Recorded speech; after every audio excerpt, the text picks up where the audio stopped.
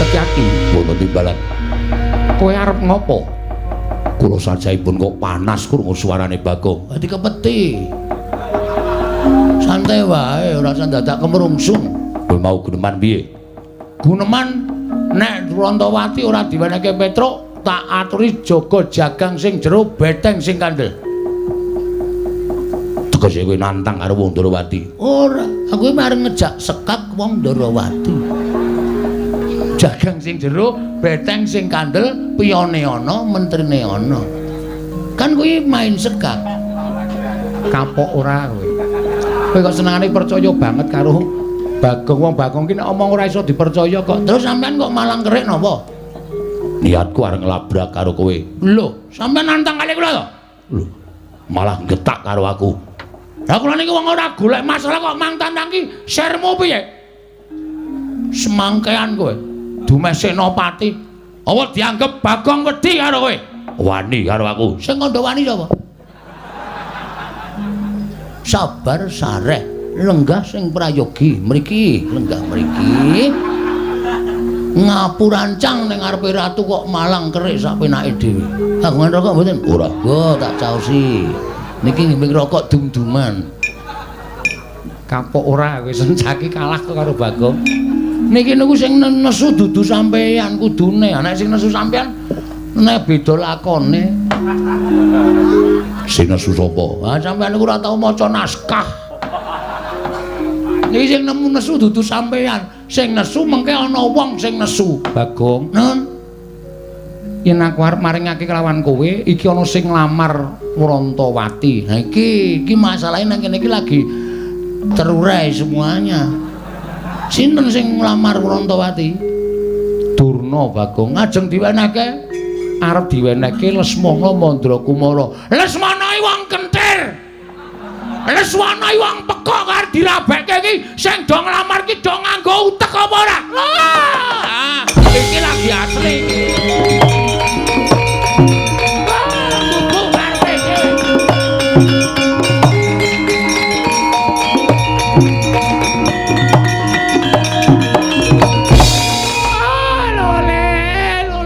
Walu gimbal manyar-manyar.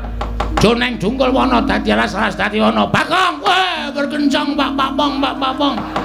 Kali codhe sapa sing gawe? Wong edan ngene Bathara Rada barang dinggo. Kene nganggo istilah aku nek ora nganggo istilah ya rugi ya. Ngopo Begawan Durna?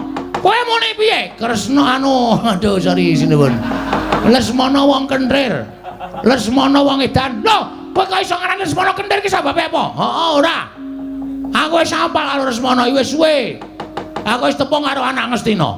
Nek anak Ngastina iki pancen Ratu Ngastina mung duwe anak siji, ning nuwun sewu, anake rada ngene. Anake rada petuk, anake rada kentir. Mula nek Sinuwun Darawati ngrabekke Lesmana karo Wrantawati iki Sinuwun Darawati bakal tegel nampa kesengsarane anak, bakal tegel nyumurupi kasengsaraning anak. Mula nek Sinuwun Darawati maringake Wrantawati, aku ora ikhlas. Aku ora ikhlas. Ora ikhlase Bagong. Mergo aku bakal kelangan kakangku ya kuwi Mas Petruk. Nek nganti ora kelakon dawuh karo Wrantawati, Petruk bakal lara. Nek Petruk lara, gedene tekaning pati, aku kelangan. Nek ngono nang kene padha-padha ngalape Wrantawati. Saiki ngene wae. Digawe sayembara. Sayembara apa? Sapa sing iso ngalahke Begawan Durna? Boyongan Wrantawati. Dadi iki. Gayeng iki. Siap, Reng. Oke. Ngono wae Reng, siap. Ora usah nangis. Niki sayembara sampean. Teng pundi pamane wong neter kanthi dayan. Wah, metu japa. Wah, cundha manik jeblok pertempur.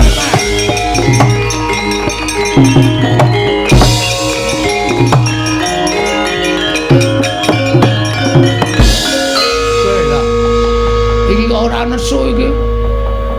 Kepiye aku lu Durna wis dadi, Reng, ayo Reng. Digawe muntak, Reng. Carane nene tak jak dialog. Oh iya. Iki sing arep nglamar Wrantawati iki wong loro, sapa wae?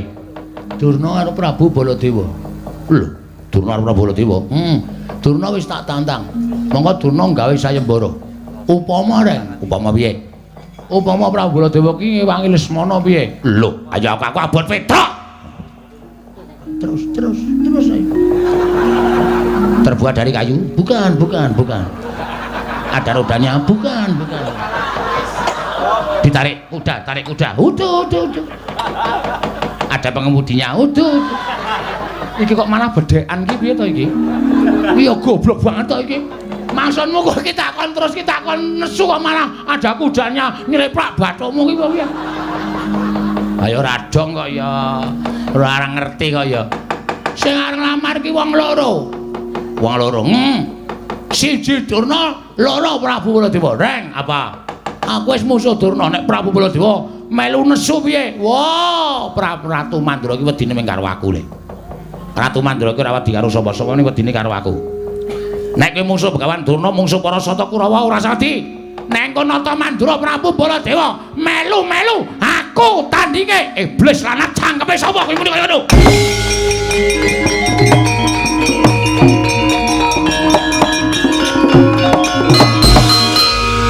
Sapa sing arep nantang Baladewa sapa? Sapa sing arep nantang Baladewa sapa? Diar kowe. Semane gawe masalah ora.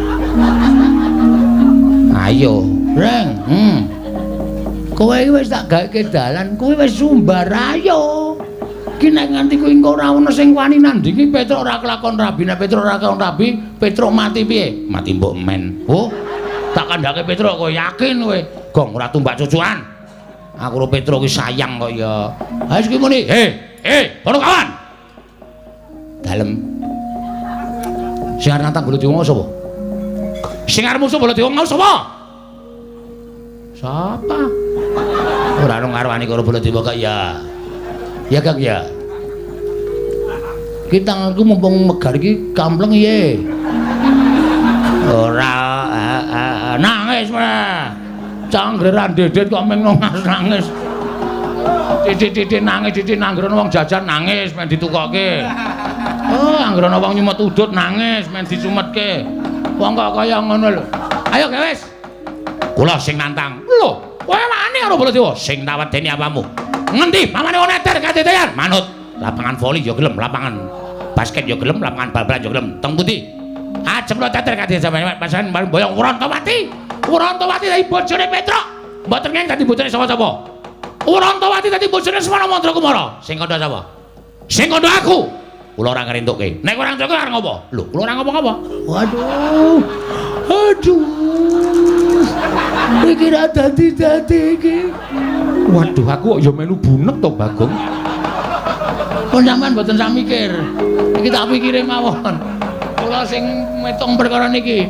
Wani ngono metu njaba. Ah, metu njaba. Lho, ngopo ning njaba? Aduh, piye kuwi? Piye? Ora dadi meneh to. Mengkono ya ora paham kok kuwi. Tajak metu njaba ora gelem, nek metu jero nek ayo ta. Nek nganti ana apa-apa sapa sing tanggung jawab? Oh ya iye. Kowe ya klembak-klembike kok. Ah, padake ora. Pokoke Urantawati raup anu kok raup. Rabi karo Petruk. Karo Lesmana, karo Petruk, karo Lesmana. Nek kowe ngayal kok tak glandang metu. Ayo tandinge nolok gareng-gareng. Wah, masalah.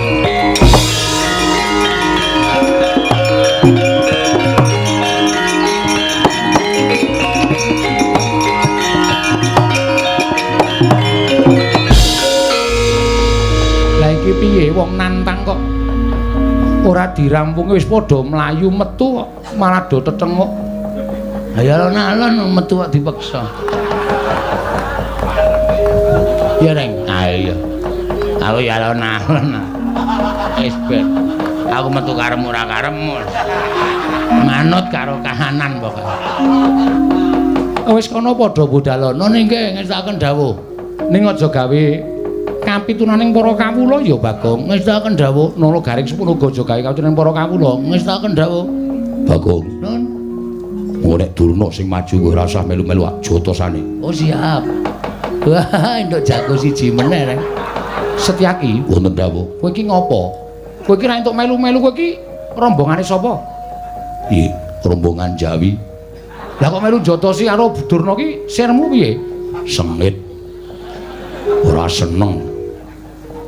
Engko nek nganti Kurawa ngerti, Kurawa mbelani Durna, kula ora wedi kurubut Kurawa. Yen kok Prabu Baladewa prisa, kowe didukani kok Prabu Baladewa? nek pancen kudu ngono kula ora wedi karo Koko Prabu Baladewa. Pancen kuwi ngeyel kok. Sakarmu arep wangi Bagong, sakarmu ora sakarmu. Ngewangi no. Wah. Neng Apa ngaso iki awake iki. Meng paitan swara iki. Ayo. Sing temandang Ndara Sencaki. lho? Ayo ora iso. Aku kehilangan nama. Nek nganti Ndara Sencaki omong so Prabu Baladewa, piyai sing padha mresani iki do ngenteni mengko. Jam-jam setengah 1, jam 1 engko do ngenteni gareng nek musuh Baladewa iki kahanane kepiye. Ngono. Iki mbubarke apa ya? Struktur. Ya wis ngono aku ora sida ngewangi. Wah, cangkemmu elek kok, Neng. Iki nek ora sida ngewangi awak dhewe iki nyambut gawe sing tenanan. Ponokawan do metu wis do metu ayo do metu. Wis do metu gak wis? Nggih, yo metu yo. Wis ra entuk rembugan ning jero. Reng ayo metu. Iya ya. Nek ora tak gusahi ndak mengar do omong wae. Anggere muni do omong entuk sambutan kok senenge ra jamak-jamak. Nek ora entuk sambutan kringete dileweran kok. Ngecewe. Iya. Neng iki saiki wis ora usah dadak golek sambutan. Aku metu wis viral. Wah. Sing kandha sapa? Koko Prabu menika Nalindra kok gunemane kaya ning kampung. Aku ngruruti karo Bagong iki lho. Sampun, matur nuwun Simbon. Ya, sing ati-ati nggih. Oh. Lah. Edian tenan. Ora tatanan. Barang ketrucut kena yo, randene yo. Wong angin kok digiring iki lho. Udawa kok mesam-mesem. Kula menika menawi weruh polaipun Bagong menika rasane raosipun kepengin gajul ning kok aneh. Wong kok kaya ngono. Lho nika. Wong edan iki ndodok ning kono kae lho.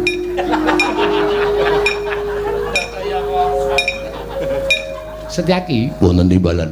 budana kang padha seba ingsun kundur ngedaton Nggih, ngestaken dawuh. Sayetine ingsun lagi bingung perkawis. Udawa tulung kae tendangan kon lunga kae.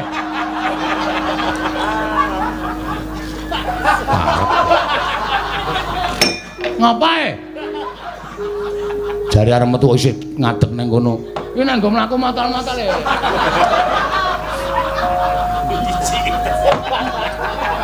Budana kang padha seba. Nggih, ngestaken dawuh.